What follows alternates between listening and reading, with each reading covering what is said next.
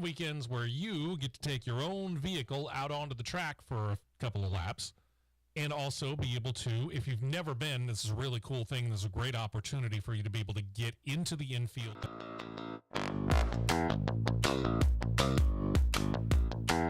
It might be like just to be up on 33 degrees of banking, and it's deceptive, truth be told. Extremely. So you get that opportunity, plus you get the opportunity to go into the Big Bill's Garage experience and check all that out. Mm-hmm. And if you've never been in there, again, this is a perfect opportunity to do it. No doubt. If you have been in there before, this is a great opportunity for you to help out some local organizations because they are going to take $50 donations for you to go out there onto the track and go into the garage experience. And I'm not talking about a portion, I'm not talking about the proceeds, I'm talking about every dime of the donation that you give will go to a local organization. We're going to be talking to Grady Sapp, G&JP from the flagship station's morning show. They're going to be joining us here probably in about another, give or take, 15 to 20 minutes, and they'll give all the details of the money and where it's going. So we'll talk about all that throughout the course of the show. And, of course, being the Championship Racing Network that we are, we're going to give you the news and the recaps for the week and everything, The one they're doing it for this time is, I'll save it for when we talk to them in the second hour, but it's a really, really very cool one they're doing this time. Yeah, it is. It's a really cool thing. And again, this is not one of those things where they take proceeds and they go, okay, now that we've made our money, we're going to give the rest of it to it. No, Talladega's footing the bill for the personnel and everything. They're going to take that and all the proceeds that they get, all the money that they get, literally every single dime of your donation for going out onto the track and experiencing Big Bill's Garage. Yep. All of that's going to go to the local cause. Well, let's get into the review of last week. And not a whole lot as far as on-track action of what we generally cover actually took place on the track. Mm-hmm. 3 races, to be specific. Yeah. Michigan was the location 1 week ago today. Xfinity Series running that race. When it comes down to stage racing, there are kind of 2 thoughts. One, you can stay out and try to get stage racing points if you're in the top 10. That way you maybe get better seeding when the playoffs actually come. Or 2, come in before the pits close with 2 laps to go and to get track position for the beginning of the next stage. The idea, obviously, trying to get, again, track position, and maybe you can stay out front when you get clean air. Something that's big at a lot of tracks. Michigan's one of those tracks. Ty Gibbs chose option number 2 towards the end of stage 2, while race leader Noah Gregson opted to come in early. This was the winning move for Ty Gibbs. Gibbs inherited the lead when those in front of him pitted during the break at the end of stage 2.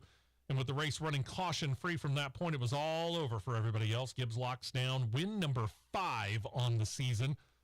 Justin Allgaier second. Noah Gregson could do no better than finish third. Brandon Jones, Austin Hill, Josh Berry, A.J. Allmendinger, Daniel Hemrick, Riley Erbst, and Landon Castle fill out the top 10. Landon Castle's having a very, very good year. And this is one of those things that we had talked about at the beginning of the season. We were curious as to whether or not Landon Castle was going to step up, because this is, and I'm not even going to say arguably, I will say this is Landon Castle's best equipment of his entire career. No disrespect to his career and all the people that he's driven for in the past, but you and I said this when he signed on to drive the number 10 for Calic Racing. This is the best equipment Landon Castle has had in his career. There is no ifs, ands, or buts about it. And he stepped up. He has. We got to give him the credit for it. Sunday had 2 races. Oh, well, let's go ahead and get you the points real quick. Gibbs with 5 wins is your playoff standings leader, trailed by 3-time winners A.J. Allmendinger, Justin Allgaier, and Noah Gregson. Then you got 2-time winners Josh Berry, Austin Hill, and Brandon Jones is in with his 1 single win. To fill out the 12-driver field, those that are in on points, Riley Erbst leads the way there with Sam Mayer, Daniel Hemrick, Landon Castle, and Ryan Sieg inside the top 12. Sieg, in that cutoff spot, or on the bubble, if you will, is 52 points up on Sheldon Creed for that 12th and final playoff position. Unlikely it's going to happen by points. It's going to happen by a win. Not out of the realm of possibility. We could see that happen. We got this weekend, and let's see. I don't have the schedule in front of me. I'm trying to figure out where the Xfinity. They have the Glen next weekend and then Daytona. Okay. So they because they're off this weekend. And then actually, really, you kind of got. Don't start till after Bristol. Yeah. So you still got a couple of pretty good wild cards there. You got a road course and obviously the super speedway. So yeah, you got a couple of pretty good wild cards in there. There still could be somebody that could jump up. It ain't going to happen on points alone. That's almost a given. Yeah. Sunday had 2 races. Both of them actually started a little bit late due to rain delays. Cup Series actually got underway first, so we'll stay with Michigan and the recap. And for those that wonder if there can be 16 different winners before the playoffs begin, well, after last week, we only need one more. Yeah. Because guess what? Kevin Harvick pulled out the win. We were wondering about that because he and Eric Almirola, as we were talking 1 week ago today at this particular point in time, they were both on the outside looking in, and Eric Almirola is like needing binoculars to see 16th place. Mm-hmm. Kevin Harvick was approaching the 100 points below the cutoff line, which was putting us in a situation where, yeah, you're going to need to win, otherwise you ain't getting in. And he turns around and does it at a track that, admittedly, Kevin Harvick is very good at. Well, when you win now 5 out of the last 7 there, I'd say you're pretty good. This is, I guess you could say, Phoenix-level domination. Oh, yeah, absolutely. Easily. 34 laps to go. The driver who came into the race running a career-long 65-race winless streak got the lead on the restart and kept pulling away from the field. He ends up winning by more than 2 seconds. Pole sitter Bubba Wallace was closing in as the laps wound down. You were talking about this. I didn't get the chance to see it at the end. You and I ended up talking about it after the fact. Yeah. And I asked the question when you said Bubba Wallace was probably the faster car. I said, so he was closing in towards the end. And you said, yeah, he was. He was. 2-second gap is a pretty good gap, though. How many more laps would Bubba have needed to be able to at least make this a contest? Maybe not get by Kevin Harvick. Because Kevin Harvick knows how to make his car very wide. Well, if I'm not mistaken, Wallace got by. He got by the third place car. Denny Hamlin. Denny Hamlin. He got by Denny. I think it was with 22 to 25 to go, somewhere in that range. I can't remember exactly. He was down by over 4. Okay, so he cut that in half and 20 laps. 20 laps. He cut it to under 2. Okay. And then you're talking about once you get into the point where you can kind of start pulling in a bit of a draft, which does come into pretty good play at a 2-mile track. I think the final distance, what it was like 1.98. Okay. If I'm not mistaken.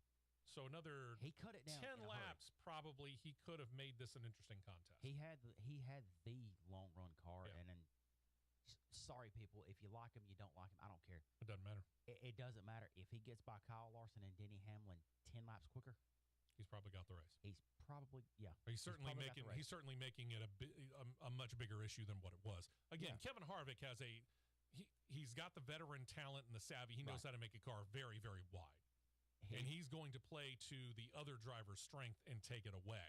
So he's going to find out what line Bubba Wallace is running that is doing the best for him. He's going to take that line away from him. And when Harvick shot to the lead, it was almost like he hit the afterburners. He was gone. He was gone. This is the one thing that we've been wondering about this all year long, with the exception of the one race that Chase Briscoe got himself locked into the playoffs for. Right. We've been wondering where the heck Stewart House Racing has been all year. And it seems like in some cases they were zeroing in on some things. I mean, Kevin Harvick pretty consistently here over the last, 10, 15 races has been a top 10 driver for the most part, unless something just went really wrong that wasn't necessarily of his doing. At least. They've been real strong. They just haven't been able to put it all together. They finally figured out how to put it all together, at least for this one race. Right. So Harvick first, Wallace second, Denny Hamlin, as we mentioned, third, Joey Logano fourth, and Ryan Blaney, Martin Truex Jr. We'll get back to that in a second. Kyle Larson, Eric Jones, Alex Bowman, and Ty Gibbs filling in for Kurt Busch now gets a top 10. Whew. Yeah, we're going to get back to that too.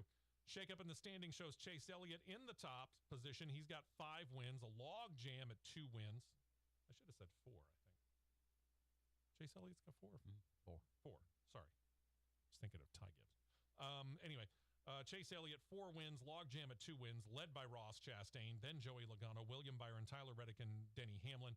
Single-time winner list just continues to grow. Kyle Larson, Christopher Bell, Kyle Busch, Kevin Harvick. This is the seed order, remember.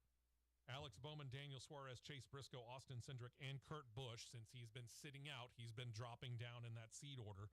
the entire time, but he's still in there because he's got the win. He's still in the top 30 in overall points.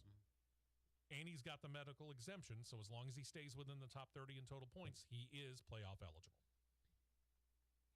What's going to be, and Dave, through his social media, Dave Moody made a valid point. It's really going to be bad with what Kurt's dealing with if you have 17 winners and Kurt's a low man on the totem pole. Yeah. That's going to be tough. Yeah, because there is that possibility. Because we got 3 races left to go before we get to the playoff cutoff here. Ryan Blaney isn't on points. He's up only 19 points over Martin Truex Jr., who is now on the outside looking in. Again, you got Eric Almirola down there below Martin Truex Jr., but again, Eric Almirola needs binoculars and might need to start thinking about breaking out a telescope if he's going to start seeing 17th in points and much less 16th. No doubt. And then you get to the second annual Big Machine Music City Grand Prix in Nashville for the Indycar Series. Certainly didn't seem like it was going to be Scott Dixon's day. For example, he was in last place on lap 29 due to having had to pit for emergency repairs to a wounded car. All that while pit road was closed. But he worked hard over the remaining 51 laps, and with a little bit of luck and pit strategy, never hurts, worked his way all the way to the front. He claims the win. Very notable win, which we're going to get back to when we get into IndyCar news, which will lead the news segment off here in a little bit. But he bettered the likes of Scott McLaughlin in second, Alex Palou in third. News on him coming up in a moment, too. Alexander Rossi, Colton Herta, Joseph Newgarden, Felix Rosenquist. The rookie Christian Lundgaard continues to impress with another top 10. Simon Pagenaud, Jack Harvey, a name we rarely talk about inside the top 10. He finishes 10th. The win by Dixon vaults him up to second in points. He trails Will Power by only 6, 450 to 444. Marcus Ericsson's up there as well with 438. Joseph Newgarden, 428. Alex Palou sitting in there with 417. As for the rest of the top 10, it's Scott McLaughlin, Pato O'Ward, Alexander Rossi, Felix Rosenquist, and Colton Herta. Herta's got 315 points. I would consider him fairly well out of playoff contention or title contention, but do keep in mind, right, the final race of the year is double points. So there is room to be made up if you can get on a hot streak, but that's what it's going to take, because you think about it, Colton Herta is not only in a situation where he trails 450, I should say, to 315 points. That's a 135-point gap. You've got to jump over 9 drivers in order to be able to claim the title if you are a Colton Herta. That is, I'm not going to say impossible, but I would say highly unlikely with the amount of races left in the IndyCar Series. Yeah. It'll be a stretch. We'll say that. This weekend's racing slate actually has already begun. I would have said last night, but technically it was early this morning U.S. time when Formula E ran the first race of their season finale Hannah Banks Seoul E-Prix doubleheader weekend. The first race aired on the CBS Sports Network, and if you weren't awake for it, we understand. Neither Matt nor I were either, because it aired at 2:30 a.m. Eastern, 1:30 a.m. Central. That's why you have us. We have the details for you, Matt. Your winner of the race number 1 of the Hannah Banks Seoul E-Prix, Mitch Evans. Okay. And then you had Oliver Rowland in second and Lucas DeGrassi rounding out the podium in third. You got Jake Dennis fourth, Stoffel Van Dorn fifth, Jean-Eric Verne sixth, Pascal Wehrlein seventh, Robin Friends eighth, Antonio Felix da Costa ninth, and Nick Cassidy rounding out the top 10.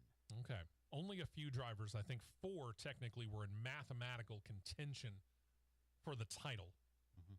I don't imagine too much has changed there with Mitch Evans taking the win. It's not like anybody's pulling away massively from this field. No. So all of that will be settled tomorrow morning. Before you get there tonight, Camping World Truck Series getting into action at Richmond Raceway. Worldwide Express 250 for carrier appreciation. Airs on Fox Sports 1 and MRN Radio. Remember, this is race coverage, not pre-race, because TV and radio do it at different times, so we're not going to go into those details. Race coverage starting at 8 p.m. Eastern, 7 p.m. Central Time. Then we got Race 2 for Formula E. This will be their season finale, Seoul, South Korea. This is on a 22-turn, 1.62-mile-long Center City Street course. Includes a run into and around Jamsil Olympic Stadium. If you remember the Olympics at Seoul a few years ago. And then they go on a route outside of the stadium that goes around the Olympic Park. The race again on CBS Sports Network, 2:30 a.m. Eastern, 1:30 a.m. Central Time. Sorry, folks. This is why we have DVRs. Yeah, because I will not be up at 1:30 to watch that race. If I'm up, it's only because I'm having a bad sleep night, which I don't think is going to be the problem because I got a busy day today. Pretty much. NHRA Camping World Drag Racing Series going to get the finals in of the Menards NHRA Nationals at Heartland Motorsports Park in Topeka, Kansas tomorrow afternoon. It'll air live on Fox Sports 1, 2 p.m. Eastern, 1 p.m. Central Time. And then the Cup Series wraps up the racing weekend with the Federated Auto Parts 400 at Richmond Raceway, USA, and MRN Radio beginning 3 p.m. Eastern, 2 p.m. Central Time. I didn't look to see what the NBC was actually airing instead of airing this, but if I'm guessing, probably a golf tournament. Or probably soccer. Maybe soccer. Something like that. Could be, yeah. Formula One, Xfinity, Indycar are all off this weekend. We're going to head on over to Talladega Superspeedway here in just a couple of seconds. I'm going to let Grady, G, and JP get themselves set up and get ready to, turn all the equipment on and everything. And we'll talk to them about what's going on at Talladega here in just a moment. But we got an interesting situation here. Again, Cup Series, couple of races left here. This weekend, Watkins Glen, Daytona. Watkins Glen, a little bit of a wild card because you could have a road course guy who's outside be able to jump up and claim a road course win. Daytona, obviously, pretty much anybody wins. Let's see if G and JP are signed on just yet. I don't hear them right offhand. I'll keep it turned on just to see if they can sign on in time. I'll say this. We don't have, the road course ringer thing is not one of those things that we really got to worry about because if you're a ringer as a general rule nowadays, you're not a full-time Cup Series driver, so you're not eligible for the playoffs anyway. But they could spoil the show, for sure. But there are also very talented road course racers that are outside of the top 16 that could potentially work their way in. Mm-hmm. And then, of course, like we said, you've got Daytona coming up. And I'm looking at some of those drivers that have won at a Daytona and a Talladega. And I'll tell you something. The name, it's strange to say it, but the name Brad Keselowski kind of stands out to me as one of those drivers that does pretty well at super speedway races, whether it's Daytona or Talladega, who's sitting there on the outside with, in my mind, a pretty good chance because as they've gone through the year at RFK, still weird to say that, at Roush Fenway Keselowski Racing, they have continuously improved throughout the course of the season. It wouldn't shock me at all to see that 6-car in victory lane after Daytona. Neither would I, because we know how sneaky Brad is on super speedways. Oh gosh, yeah. All right, but a little bit of foreshadowing, but in regards to Watkins Glen, that certain F1 driver that's making his Cup Series debut with a really now popular team. Yeah, that's a good point. I'm going to say this. I watched quite a few video clips that come up on social media. And I mean this in all seriousness. He's not slow. No. He is not slow in that car. No, he's not. He took to this car really well, really quick. And with him having a pretty good name on the box, crew chiefing for him. Yeah. You can go ahead and say it. He's, I'm pretty sure you got Darien Grubb in your back pocket. Yeah, that's a guy who knows how to put a car in victory lane. My book, you're immediately classified as a threat. Oh, absolutely. And with another, make sure I'm not doing too much foreshadowing here. No, I'm actually not. With, and I'll go ahead and squeeze it in since I'm talking about it. Sure. With Spire Motorsports hiring Mike Rockenfeller to drive the 77 at Watkins Glen. Mike Rockefeller's not a pushover either. No. And these are spoilers. I mean, these are not. Yeah. These aren't people that are going to be getting out there and having the opportunity to get themselves into the playoffs, but they can claim a win. And if they do claim that win, you just spoiled the party a little bit. Even though you're not getting those driver points, you're still taking the points away from somebody that could have gotten them to inch their way into the playoffs. Yep. So now you're putting people in the likes of Ryan Blaney, Martin Truex, which I'm fully expecting one of those two to be one of the top contenders tomorrow at Richmond. The latter, not the earlier. Eric Almirola. Yeah. We know Eric Almirola is always a threat on super speedways because that's where 2 of his 3 career wins have came from, super speedways. So one of those situations, time will tell. Yeah, I agree. Let's see if we can't do that. And this should put one Mr. Grady Sapp on the air, I do believe. Hello, Grady. Hey, good morning, guys. How are y'all? We're doing good. Lovely. We're doing good. We were just, sitting here kind of going over these scenarios in our mind about how the playoff situation may end up working itself out. And it's kind of strange here. I mean, with Kevin Harvick winning, we've only got one playoff slot left open. We really have not just the one wild card at Daytona, but we got a second wild card race at Watkins Glen. It's a road course. There's a couple of guys who are outside of the playoffs who are looking good. And as Matt just mentioned, there's a couple of road course ringers in there who actually could be upset guys. Yeah, you could certainly put a wrench in the party with a 16th win, but of course, the guys in the ringers from the road courses, if they were to win, they're not in the top 30 in points, I don't think, so they wouldn't be eligible to be in. So no, but that would actually, I guess, for Ryan Blaney, keep them a little safer. Yeah, it would allow Ryan Blaney to have a little bit more of a sigh of relief, and it would give Kurt Busch a little bit of a cushion as well, because he's still trying to do the recovery situation, which we'll talk about a little bit more in a bit. But at the same point in time, you got a lot of drivers out there, and we mentioned it, a guy who could easily and conceivably win at a Daytona, Brad Keselowski, who's sitting on the outside of the playoffs right now, but he's very, very good at super speedways, Daytona and Talladega both. He's got Daytona. I can guarantee you he's looking at Daytona, and he's kind of, his mouth is kind of watering, I think. Oh, there's no doubt for Brad. He'll be a threat at Daytona. Now, I said this on the air yesterday. Somebody else is going to win that hasn't won. We're going to have 16.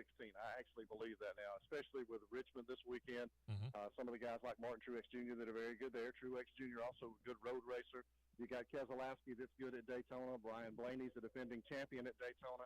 For Brad, what he's going to hope is if he wins at Daytona and nobody else has won before that, because he would be on the outside looking in because of his position in the points, I think. Exactly. Correct. Yeah, welcome to the penalty from earlier on this season. Well, since you're out at our wonderful home of Talladega Superspeedway, tell us a little bit about what's going on out there. Hey, I'm out here with my morning show partner, JP, and we're out here for track laps for charity today. They're going to have it going on from 9 until 1 here at the big track. And, of course, all of the proceeds that you guys were talking about earlier all going, JP, to a League of Our Own this time in Oxford. And, I mean, all of these proceeds go here. The track takes nothing. They do this just to help out charitable organizations, and this will be the third one this year. They're going to have one more before the year end. So it's what a great opportunity to come out and have a unique and fascinating day here at Talladega. I've often wondered if you got 150,000 people here, how many of that 150,000 people would do to be able to do what they're going to allow people to do today? Don't you know that they would be 90% of them would love to do it? Absolutely. So what the deal is, you pay $50, you come out, take your own vehicle around the Talladega Superspeedway. They're going to lead you around at highway speed, and you get a couple of laps for that. You also get access for the Talladega Garage Experience. Big Bill's is going to be open. They got some value price concessions on sale. They're going to have one of the pace cars over here at Ruhoff Mortgage Victory Lane. They're going to have a replica of the Vulcan Trophy. You can have your picture made with that. They've got a kids area to play in. So it is just a big, fun-filled day here at Talladega. Drive the track. And, oh, by the way, if you really like driving the track, you can come off the track, come back around, pay, and go around again. So you can do it more than once. Yes, and not only that, you can pay $100 and get to drive the 2 laps. Plus, you get 2 tickets to the Yellowwood 500 in the end of September. Well, Steve and Matt, if you ask me, that's a pretty darn good deal and a fun day. There, sir, is no ifs, ands, or buts about that. Yeah, no that's question. a cool deal right there. Very cool deal. All right. Well, I'll tell you what. We'll bring you back into the conversation here in a little bit. In the meantime, you guys have a good time out there, okay? We will do it. We'll check in again here shortly. Sounds good. Grady, G and JP, out there at Talladega Superspeedway. Make your way on out there, going on from 9 o'clock this morning. So if you leave now, you'll be out there in plenty of time to be maybe one of the first ones out on the track. But if you can't go right now, they're going on until 1 o'clock this afternoon. It's going to be a lot of fun. We'll talk to them again here in a little bit. And when we come back, we'll get into the news section of the show. And we start off with the Indycar series because Scott Dixon, we talked about it. It's a milestone win from last weekend. We'll give you the historical details when we come back. You're listening to CRN. Don't touch.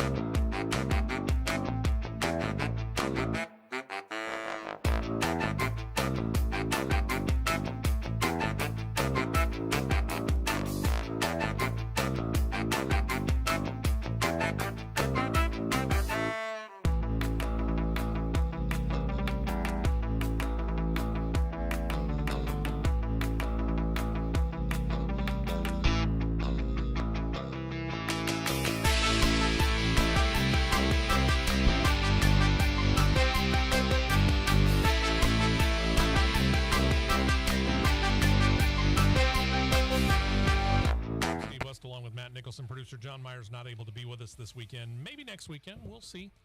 Things going, family situations, one of those things that you got to deal with. Yep. And that takes precedence for us.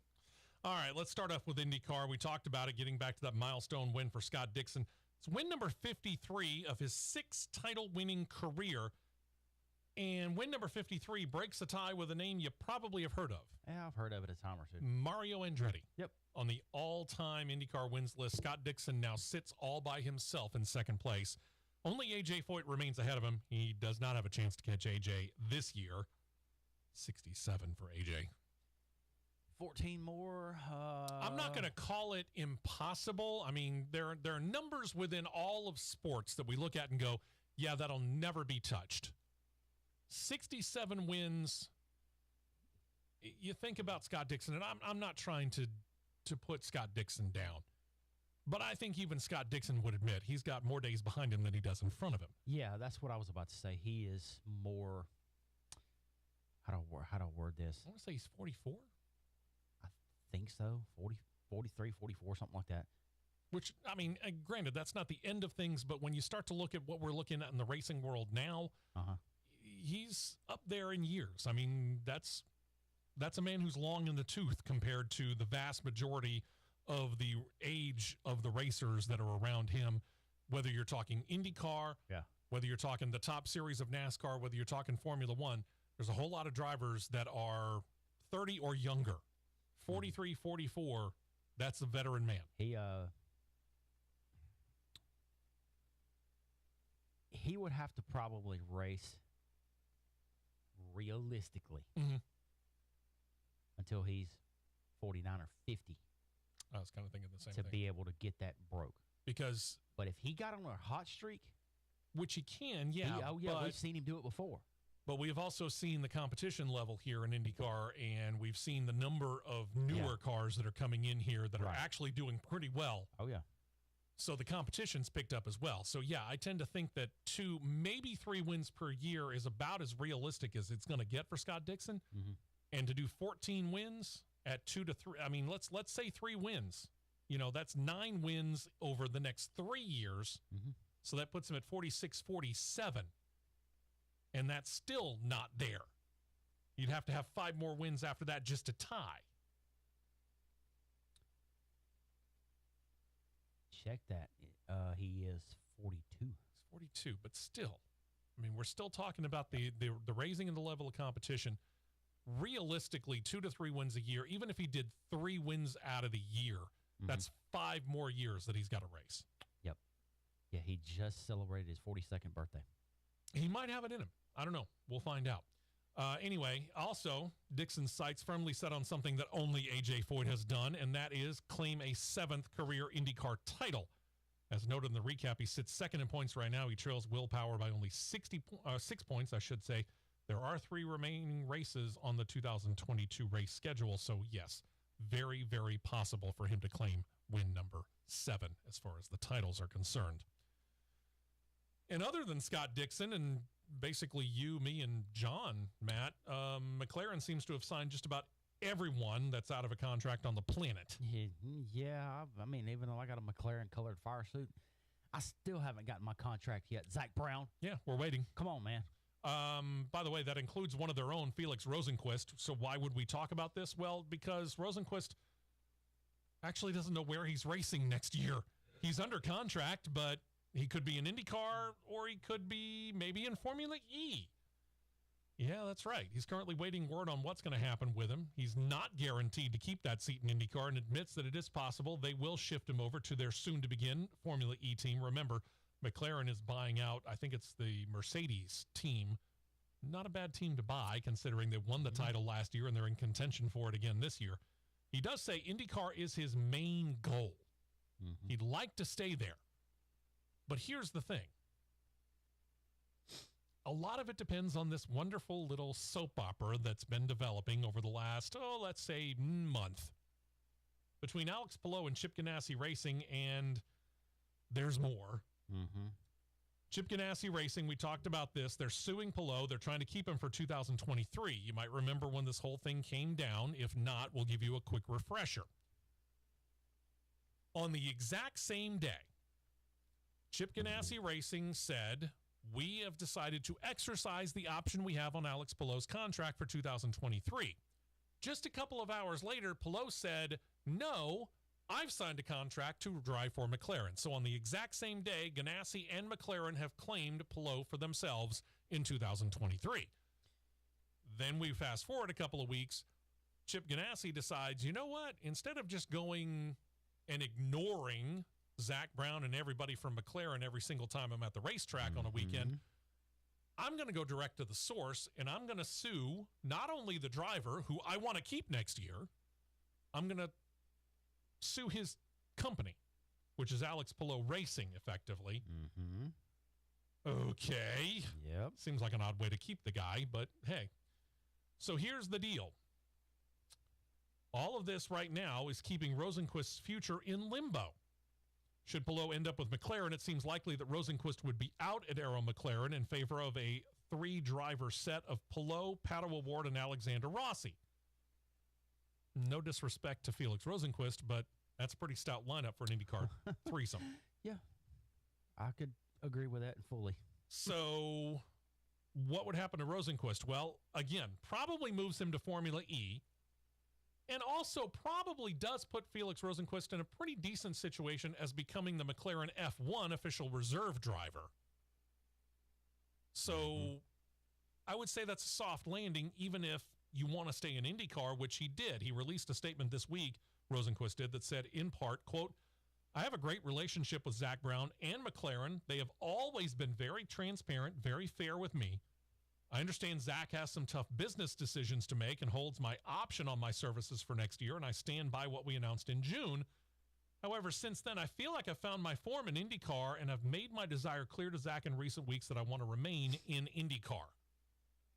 Now, we've been talking about the number of entries IndyCar has, and they seem pretty set on the idea that the 26 that we've seen really on a regular basis all year long could go to 28, maybe even to 29 full-time cars for 2023. The question is, with all the investment that McLaren Racing has in Formula One, the fact that they are just now getting underway with a Formula E team, how willing would they be to put a 4th IndyCar car out there and run, assuming that they get Palou, Pato O'Ward, Alexander Rossi, and Felix Rosenquist? Well, at the rate McLaren is expanding in motorsports overall, let's word it that way. Yeah. I'm going to say it's not out of the realm of possibility. What's the percentage for you? 50-50? Worse? Better? For him staying in IndyCar? 60-40. In favor of him staying? Staying. Okay. Now, I'm trying to look at it from the perspective of Zach Brown, and I'm trying to look at it as, okay, Alex Palou is going to end up in the McLaren camp next year. Yeah. You could do a lot worse than having a 4-car team. That's a pretty strong 4-car lineup. Absolutely. But I'm also looking at it and going, I would like to have a driver that I feel like I'm confident in year one in Formula E. And there's no guarantee that they're going to keep either of the drivers, the Mercedes. Because let's face it, Mercedes probably has first dibs on them, and they could shift them to whatever situation they want, whether it's to become Mercedes F1 development drivers or maybe to go into the DTM or sports cars, whatever it is that they want. Which I'm pretty sure that Nick DeVries is going to have that one seat of the reserve driver that he currently already holds. Yeah. So they're going to want to keep at least Nick DeVries. Stoffel Van Dorn, maybe. That's a question. I mean, he's got prior F1 experience, so that's a plus in his column. It wasn't that good. That's the negative. But again, he's gone. It's kind of like saying, okay, let's take the Cup Series driver who hasn't done that well. Yeah. But we really, really like him or her. Instead of just shoving this driver out the door, let's put him back down in the Xfinity Series and let's see if maybe they can get themselves settled in, or maybe that's where they're most comfortable, and maybe we can just make a career out of it for them. Maybe Stoffel Van Dorn's found himself because we've seen him grab a couple of wins in Formula E. Maybe he could work his way back up into the Formula One good graces. Obviously, you've got George Russell over there. Lewis Hamilton's another situation. Lewis Hamilton's probably there as long as he wants to be there. Yeah. But realistically, Lewis Hamilton is looking at the end of his career here within the next probably 2 to 3 years. And if I'm Mercedes, Nick DeVries has the first shot at that over Stoffel Van Dorn. And that's just of those two. Yeah, there's no ifs, ands, or buts on that one. But I could see Hamilton continuing his career elsewhere. Yeah. I mean, he's driven Mercedes-engined cars all of his life. But, if Mercedes says, hey, feel free to, find you a ride elsewhere, I don't think there's many teams that wouldn't say, sure, come on over here. Outside of Formula One, though. Well, yeah, that's also true. I could see, And you cannot tell me that it would not be a dogfight between Jim Farley and Edsel Ford, Jim Campbell, and David Wilson if he said, oh, my gosh, I want to take a shot at a Cup car. He'd have his choice. This would be like the three-year-olds going to dive after that 2 Skittles on the floor, and the one person's going to be left afterwards. I want to continue this, so we're gonna take this break. Have G and JP call in. When we come back, let's have a little fun talking the potential of Lewis Hamilton after Formula One, because he has mentioned the possibility of maybe running a stock car race or 2 or more. It might be an interesting conversation. So we'll talk to G and JP when we come back as well, and kind of get their thoughts on the idea of a Lewis Hamilton, maybe a couple of IndyCar races, maybe a couple of NASCAR races. And let's face it, he's got a couple of homes here and there, including one in Colorado, and he just got highly invested into the NFL team, the Denver Broncos. Yeah, I could see this as easily a possibility. So we'll do all that and more, and we'll continue on with this situation of talking IndyCar news when we come back. You're listening to CRN. Stay right here for more on the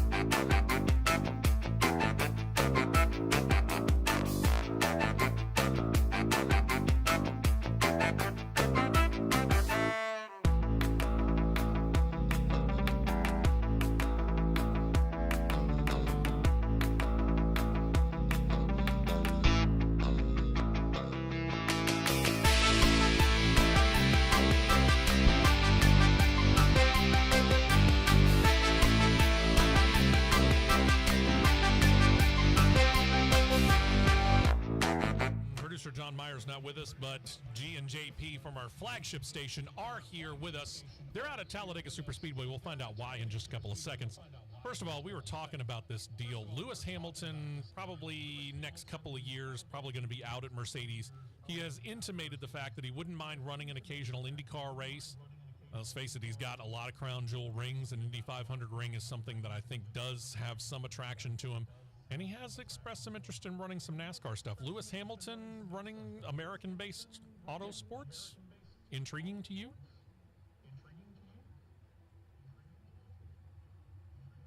Well, guys, that's kind of a different animal. They've tended to have more success coming over to IndyCar and staying in the open wheel ranks. Seems like NASCAR to me is just a little different animal when you start talking about the open wheel guys coming there. Hasn't been a lot of success in that area. There's been some over the years, but not just a ton. But it would be an interesting caveat for sure, right? There isn't one team owner, whether you're talking IndyCar or NASCAR, that wouldn't love to have Lewis Hamilton behind the wheel of their ride. I mean, that's just the plain, simple, God's honest truth. Yeah. So we'll see whether the connection with G and JP will come back here momentarily. And when it does, we'll talk to them more about what's going on at Talladega. Oh, there we go. Okay, you're back. Yeah, we're here. All right, let's go ahead and talk a little bit about what you got going on at Talladega. Well, we have got track laps for charity going on today here at Talladega Superspeedway from 9 until 1. Come out.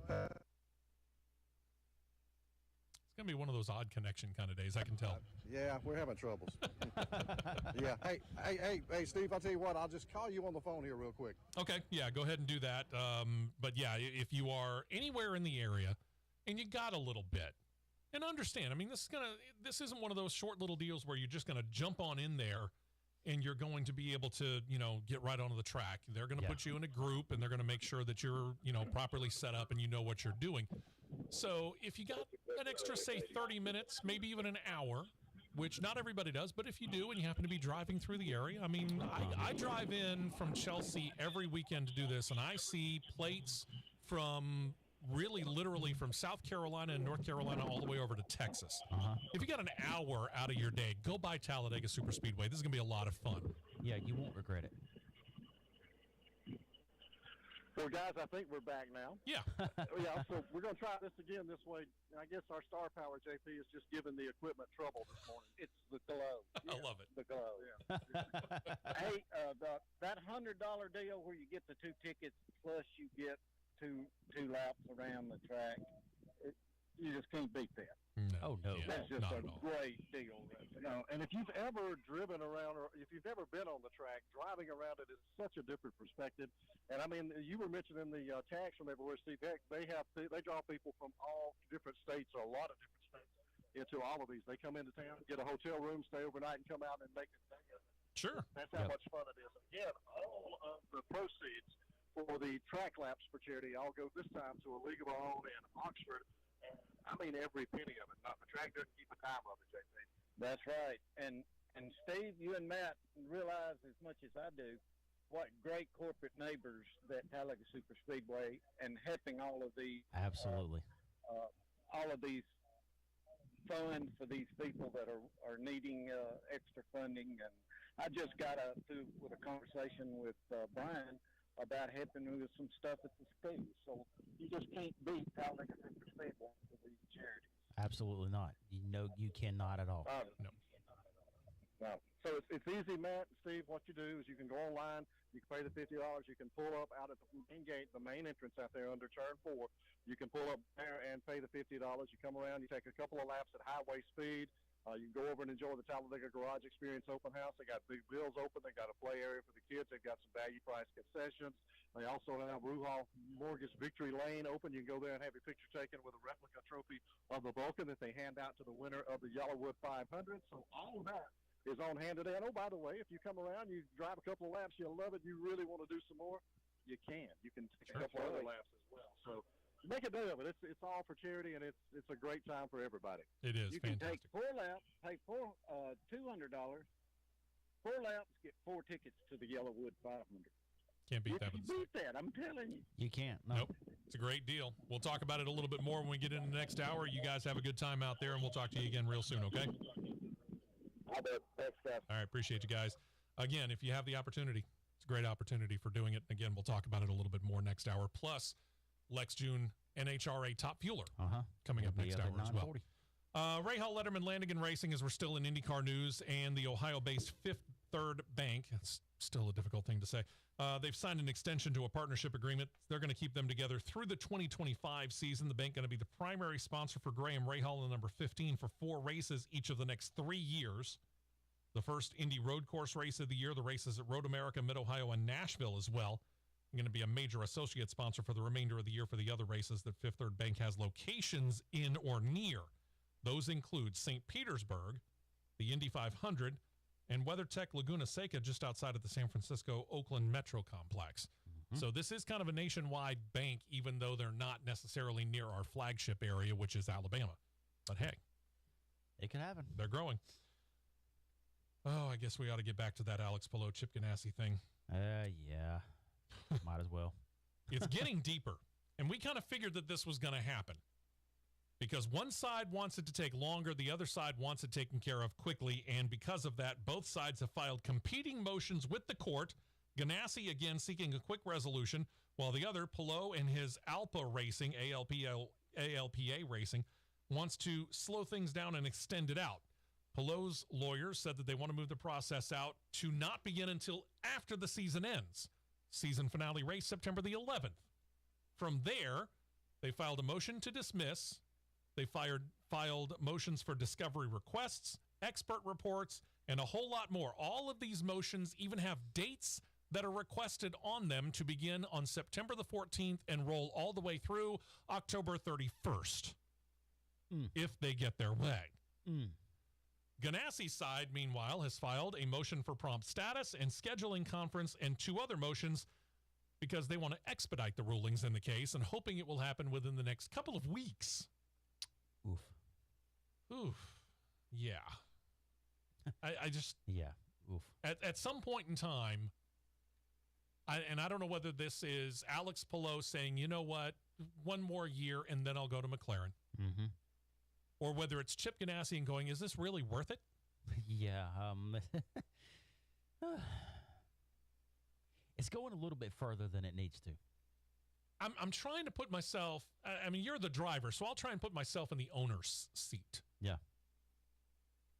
And I've exercised an option on you for 2023. And then I've come to the realization that you really don't want to be here next year. Yeah. You and I have had a good relationship, but you really want to move on. How much does it benefit me long term to fight this hard to keep you where you don't want to be? If it's me personally, I'm saying let's work this out to where we can all move on. Where you can move on, where I can move on, in the sense of Ganassi and Palou. Yeah. To where we can focus on our respective teams for the next year, whether I'm in the seat or I'm not in the seat. Yeah. Because here's the deal. If this goes south on Ganassi and he loses Palou through this court ruling, now he's suddenly scrambling to fill that seat. Right. Whereas, putting myself in Chip Ganassi's place, if I make the decision now, I've got a little bit of a head start. And you think, what's a month? You'd be surprised what a month can do. It gives me a month's head start to figure out where it is that I'm going to go for the seat that you're about to vacate and go over to McLaren for. I can see where Chip's coming from as well, because the way Chip is, let's just use the term jumping at this, it tells me he may not have a backup plan in place. He might not, and that's a big problem for him. Yeah, that's a big problem. Over at Peretta Autosport, they've decided to run 4 races before the season is out. Waiting out the rain delay at Nashville last weekend, the team posted up that they have officially entered their racer with driver Simona Di Silvestro behind the wheel into the season finale at WeatherTech Raceway Laguna Seca. They had initially said, you know what, we're going to skip the Indy 500, which is really the race that these part-time teams want to take advantage of because obviously it is the most prestigious race in all of IndyCar and one of the most prestigious races in all the world. So if you're going to run only one or a select number of races, the Indy 500 generally is one of the ones that everyone targets.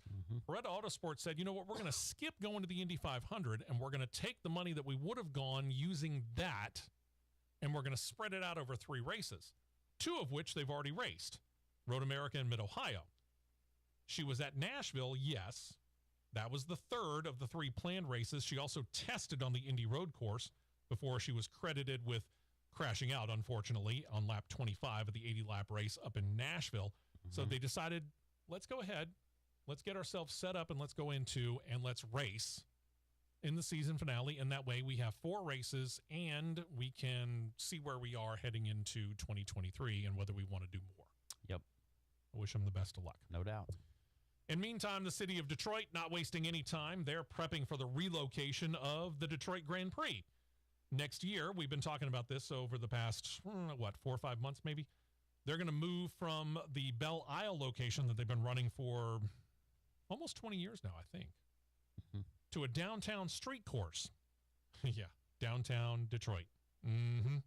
Officials in the city realize that, well, things aren't exactly the best there, so they've started a repaving process on some of the roads that are going to make up the 10-turn, 1.7-mile layout that will use the GM Global headquarters as the centerpiece of the course.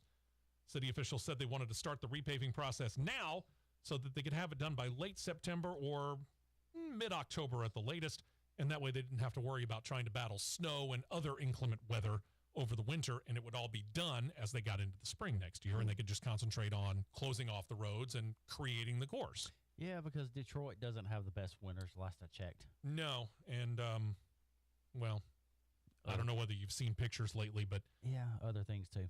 Detroit has other problems other than just weather. A little bit. Formula One, they're in an off month. They'll get back to racing in 2 weekends, technically, but August is their off month. So really not a whole lot of news comes out, but there was an interview with Sir Lewis Hamilton in Vanity Fair magazine. Hamilton says, still on a mission, not ready to give up driving in Formula One just yet. His contract with Mercedes does come to an end after next year. He's currently 6th in the standings, sitting 112 points down. Some are speculating Hamilton is likely done, at least in Formula One, after next year, but he said he's not so sure. In the article with Vanity Fair, Hamilton said, quote, "I'll be lying if I said that I hadn't thought about extending. I'm still on the mission. I still love driving. I'm still being challenged by it, so I don't really feel like I have to give it up anytime soon." But as we noted, he's 37 years old. In the article, he talked about several things, including the controversial 2021 season finale. You can go look it up on their website. 37 years old. We've seen drivers, not the least of which is one of the guys that we're going to be talking about in a minute when we get into Cup Series news, Kimi Raikkonen, who raced into their 40s, but that's something of a rarity in Formula One. Oh, it's very rare. Very. Now, Lewis Hamilton's probably one of those guys that you would say, yeah, he could race into his 40s if he really wanted to. I don't think anyone's going to stop him. He's got one of those, you could compare it to, he's got one of those Jeff Gordon type careers. You call your shot when you want to call your shot. Okay, makes sense. Probably the same way with Jimmy Johnson, too. Sure. Despite the fact that he's highly underperforming in IndyCar. Very.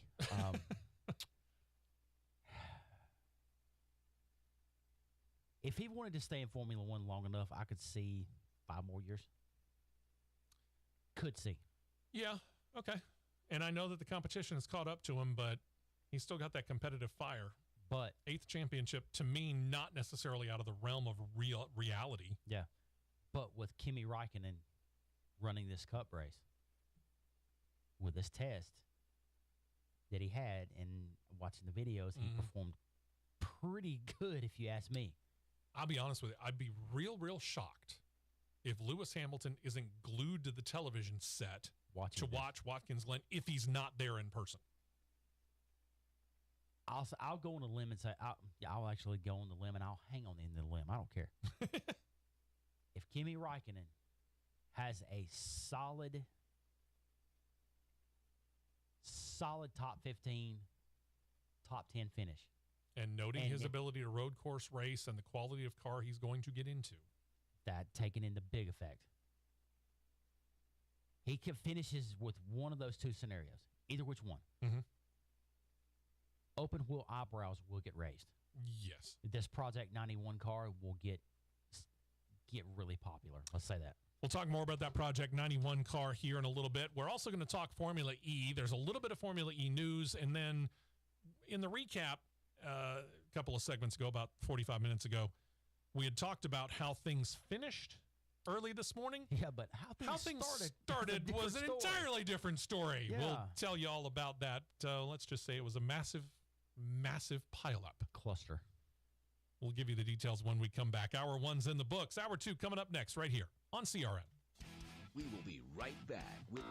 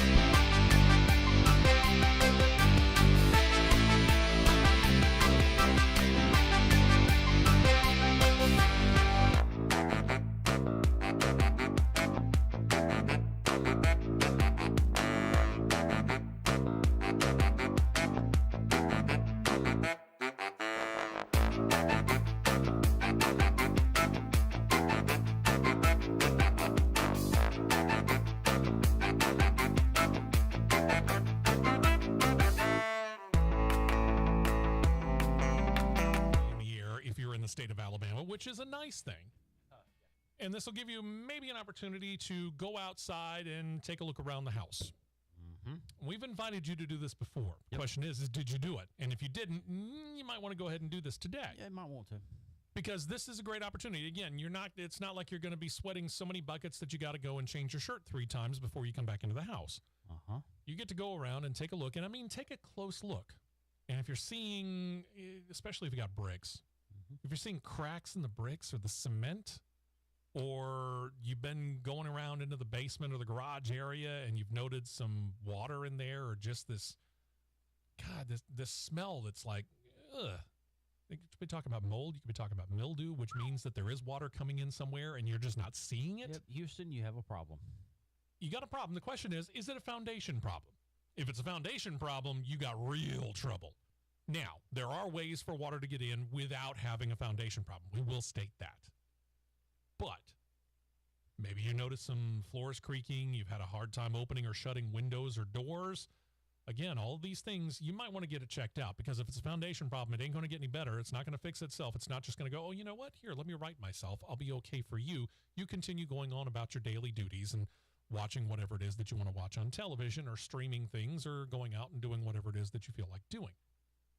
Now, you need to call in an expert just to make sure. And at no cost and at no obligation to you anywhere in the state of Alabama, our good friend Michael Hart at Ox Foundation Solutions can come out and let you know if there is anything wrong. Set up the appointment, 205-362-6419, or do it by email, mike@oxfoundations.com. If there's a problem, he will have it all detailed for you on a great piece of paper, and he'll sit down and he'll explain it to you and explain the charges. And then you tell him, hey, I heard about it on the Championship Racing Network. Promo code's West. You get 15% off of that price right there. And then you say, well, what if nothing's wrong with it? Well, Michael's going to write up, there's nothing wrong with the foundation of your house. That's a paraphrase. It's not a quote. I don't know exactly what he's going to write, but he's basically going to write, there's nothing wrong with the house. He'll keep a copy in his file. He'll give you a copy, and he's off, and he's gone, and you won't have to worry about it again. If and until you have another question at some other time later on. Mm-hmm. No cost, no obligation to you. Set up the appointment now, 205-362-6419, or mike@oxfoundations.com. Don't forget that promo code West. Tell them you heard about it right here on CRN. Formula E is in their season finale weekend. Mm-hmm. They ran their first race in Seoul, South Korea this morning, 1:30 a.m. local time, Central Time, God's time. Sorry, Eastern Time, folks. Yep. Yeah, neither one of us were awake for this. So neither one of us, Matt nor I, saw this. We saw a replay of it. Now, we've talked about standing starts before and the interesting situations that they cause. And when you're talking about a very short city street course, Very. it is. I mean, and that's what Formula E does. They run very, very short city street courses. Let me reprise you on exactly how short this thing is. It is a 22-turn, 1.62 mile long course. Now, part of it does go inside of the stadium. Think about Busch Clash, for example, from the LA Mausoleum. Yeah. They're doing that inside the Olympic Stadium in Seoul, South Korea. So that's part of your turn. But still, 22 turns in 1 3/4 miles, actually less than. You're talking a lot of turns and a lot of possibilities for, well, let's just say humongous mistakes, which we had. Apparently, turn 1, start of the race. Not 1, not 2. No, keep going higher. Not 3. No, higher. Not even 5. Keep going. Not 6. Higher. Not 7. How about one more? 8 of the 22 competitors. That's over a third of the field. 8 of the 22 competitors pile drove it into turn 1, into the barrier. On lap 1. On lap 1. Just skated right in. 1, 2, 3, 4, 5, 6, 7, 8. Including one driver who went underneath the car of another driver. And it was a Mercedes car that went underneath another driver. Oops. And that Mercedes car apparently is going to be the one of one Nick DeVries, because the cars that it was a DNF. Oops. Alexander Sims, Antonio Giovinazzi, Eduardo Mortara, Dan Ticktum, Sebastian Buemi, Nick DeVries, Oliver Turvey, Andre Lauderer, Oliver Askew. Some highfalutin names there, names that we're talking title contenders. Quite a few. So, yeah, it'll all come down to the race that happens, again, our time, Central Time, 1:30 a.m. this morning. Yeah. On the CBS Sports Network, assuming that you get that network. Probably one of the better tweets that I've seen, somebody that shared the video, and they put the handshake emoji up, like you're shaking hands. Seoul, Nashville. 13 cars finishing, shaking hands. There you go. Other Formula E news, Lucas Degrassi has been signed, and he's moving from Rocket Venturi Racing this year to join Mahindra Racing next year. The move puts him in the seat that Alexander Sims will vacate after this weekend. hoping to recreate his 2016-2017 Formula E championship and build upon his 13 wins, 38 podiums, and 3 career pole positions.